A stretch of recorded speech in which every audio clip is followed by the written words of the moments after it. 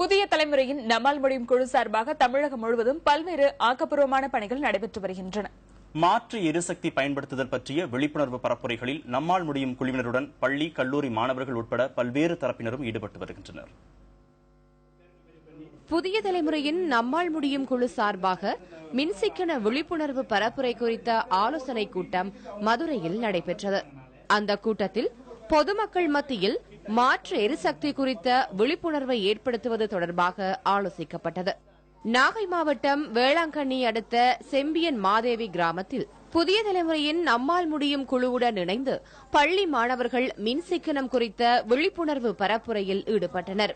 வீட்டிலிருந்து வெளியில் செல்லும் தருணத்தில் மின்விசிறி, தொலைக்காட்சி உள்ளிட்ட மின்சாதன பொருட்களின் சுவிட்சுகளை அணைத்து வைக்க வேண்டும், சாதாரண மின் விளக்குகளுக்கு பதிலாக LED மின் விளக்குகளை பொருத்த வேண்டும் என்பவை போன்ற விழிப்புணர்வு குறித்து மாணவர்கள் எடுத்துக் கூறினர்.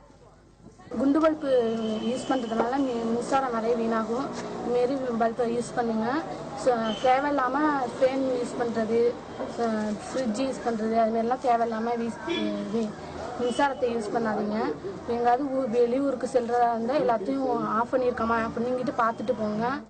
திருவண்ணாமலை மாவட்டம் செய்யாறில் நடைபெற்ற மின் சிக்கனம் குறித்த விழிப்புணர்வு பரப்புரையில் சூரிய ஒளி மின் தகடுகள் போன்ற மாற்று எரிசக்தி பயன்பாடு குறித்து பொதுமக்களுக்கு எடுத்துரைக்கப்பட்டது.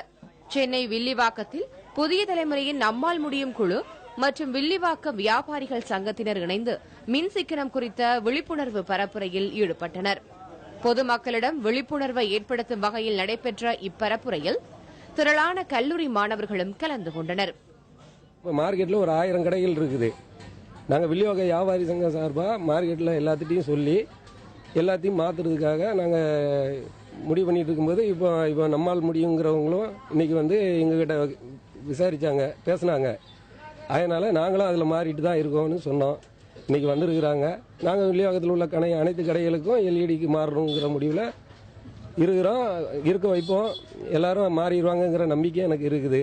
கரூர் மாவட்டம் பள்ளப்பட்டியில் நடைபெற்ற மின் சிக்கனம் குறித்த விழிப்புணர்வு பரப்புரையில் புதிய தலைமுறையின் நம்மால் முடியும் குழுவுடன் கொங்கு கல்லூரி மாணவர்களும் கலந்து கொண்டனர்.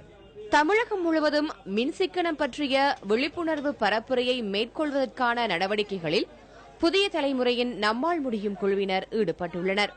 புதிய தலைமுறைக்காக செய்தியாளர்கள் குழு.